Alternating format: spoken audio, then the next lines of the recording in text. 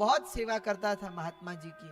और महात्मा जी एक मंदिर में रहते थे, छोटा सा मंदिर था, खूब दिन रात भजन करते थे। पता नहीं क्या हो गया, बुढ़ापा आया। वृंदावन के महात्मा थे, और बुढ़ापे में उनको कुछ रोग हो गया, कंठमाल बोलते हैं उसको, शायद आपने सुना होगा।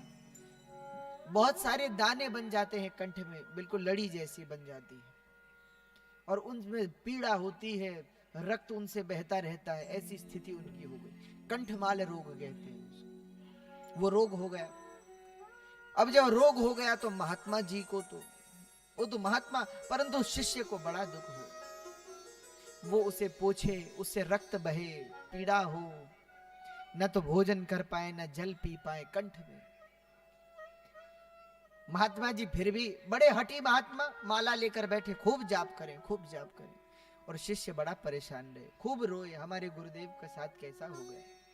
गुरुदेव से कहें, गुरुदेव ये क्या हो गया। गुरुदेव ने कहा, भैया ये पूर्व जन्म का प्रारब्ध है, भोगना तो पड़ेगा। अब एक दिन शिष्य से देखा न गया, गुरु की पीड़ा देखी न गई, और बिल्कुल सच्ची घटना है वृंदावन। तो वो एक किनारे जाकर के, गुरुदेव तो माला जप रहे थे, कुछ यमुना के तट पे गया और वहां जाकर के रोने लगा, खूब रोया। हे प्रभु, हमारे गुरुदेव इतना भजन करते हैं, फिर भी उनके साथ ऐसा, इतनी पीड़ा अब हमसे नहीं देखी जाती। वो तो न जाने कैसे सह लेते हैं, परंतु हमसे देखी नहीं जाती। कहते हैं तभी वहां से 2 ग्वाल गाय चराते हुए निकले। वो ग्वाल कोई और नहीं, साक्षात कृष्ण बलराम। वो पूछा, कह रहे बाबा क्यों रो रहे हो। तो उन्होंने कहा कि महाराज हमारे गुरु को ऐसा ऐसा रोग हो गया, बहुत पीड़ा है। तो वो उनमें से एक ग्वाल बोला, जो भगवान कृष्ण बोले, कह रहे भैया तू नहीं जानता, वो बड़ा हठी महात्मा है।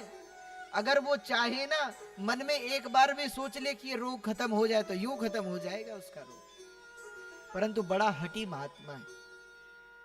एक बार अगर वो कह देना भगवान से कि प्रभु रोग ठीक कर दो, तुरंत ठीक हो जाएगा, परंतु वो बोलता नहीं है। परंतु चिंता ना कर, ठीक हो जाएगा। उसने कहा कि नहीं नहीं महाराज ठीक तो होगा, परंतु हमसे अब देखा नहीं जाता। तो भगवान ने एक जड़ी उसको दे दी। बोले ऐसा करना, रात में सोने के पश्चात उनके घावों को साफ करके और फिर इसको लगा देना, तो सुबह के लिए ठीक हो जाएगा। शिष्य भी आया, उसने रात्रि में उनको घावों को पोंछा और वहां पर वो जड़ी बूटी लगा दी। सुबह के लिए जब तक उठे तो पीड़ा की तो क्या कहें, परंतु उनके निशान भी शरीर पर नहीं थे, बिल्कुल साफ हो गए। अब गुरुदेव तो समझ गए कि हो ना हो ये कोई सामान्य तो है नहीं, भाई बीमारी एक दिन में तो ठीक होती नहीं, कुछ तो बात है। शिष्य से पूछा क्या लगाया तूने, तो उसने सारी बात कह दी कि ऐसे ऐसे 2 ग्वाल उन्होंने दी, हमने वो लगाई। तो गुरुदेव शिष्य को गालियां देने लगे। अब महात्मा तो अपने मन मौजी, कब किस पे प्रसन्न हो कब नाराज हो जाए कोई पता नहीं, बालकों सा स्वभाव होता है।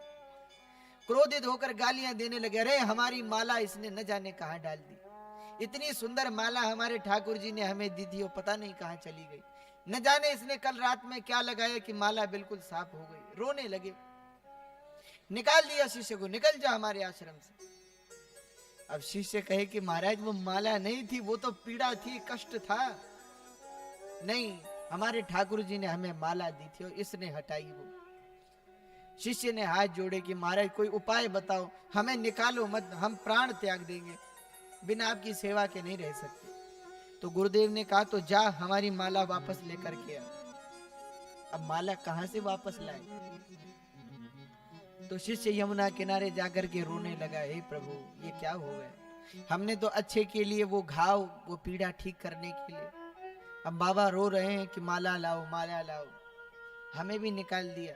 कहते हैं शाम के समय फिर वो ग्वाल वहां से निकले। उन्होंने पूछा क्या हुआ बाबा, अरे बोले महाराज ऐसा ऐसा हो गया, आपने जड़ी दी ठीक हो गए, हम तो खुश थे, परंतु बोले निकल जाओ यहाँ से, हमारी माला ले गए। भगवान ने कहा रे भैया तू नहीं जानता, तेरे गुरुदेव परम सिद्ध हैं, महात्मा हैं। तो महाराज जब उस माला को वापस लाने की क्या व्यवस्था, तो भगवान ने एक जड़ी दे दी, बोले जा इसको लगा देना, फिर माला आ जाएगी, और ज्यादा दिन का भोग नहीं है, एक महीने में ठीक हो जाएगा, अपने आप ठीक हो जाएगा। तो वो जड़ी लेकर के आए, वो लगाई गुरुदेव के, और सुबह के लिए फिर वो निकल आए। बाबा बड़े प्रसन्न, हमारी माला आ गई, हमारी माला आ गई। तुम महात्मा कौन है जो स्वीकार ले, जो शिकायत ना करे भगवान। बाद में उन्होंने पूछा कि भैया ये तू कर क्या रहा है, कभी जड़ी लाता है माला चली जाती है, कभी लाता है ठीक हो जाती। उसने सारी बात गुरुदेव को बताई। तो गुरु महात्मा जी ने हंसते हुए कहा, बोले तेरी भक्ति देख करके साक्षात कृष्ण बलराम ही तो तेरे पास आए, ये सेवा का प्रभाव है। इसलिए मैया माताओं, अगर सेवा करोगे, सेवा भाव, महापुरुषों की सेवा, वंदे महापुरुषते शरणारविंदम। तो बिन भोगे कर्म का नाश नहीं है, कर्म तो भोगना पड़ेगा। परंतु अगर भक्ति करते हो, माँ के चरणों में तुम्हारा मन लगा है, प्रेम है, तो वो क्या करेंगे, तुम्हारे भाव से, तुम्हारी भक्ति से प्रसन्न होकर के उस बड़े कर्म को छोटे फल में परिवर्तित कर देंगे। तो संतों का तो क्या कहना, महात्माओं का तो क्या कहना। श्री तुलसी जी महाराज तो दुष्टों को भी नमस्कार करते हैं।